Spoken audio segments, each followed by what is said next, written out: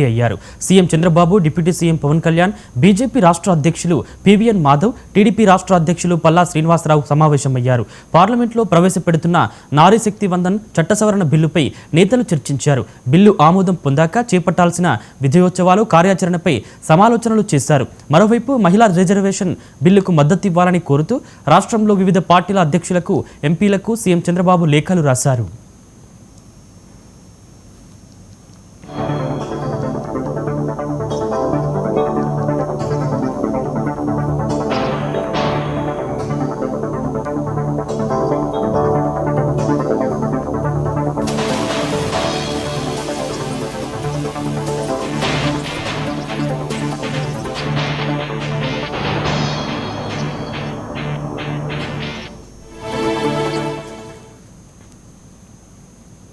Godavari Khani MLA Makkan Singh pi BRS MLC Ramana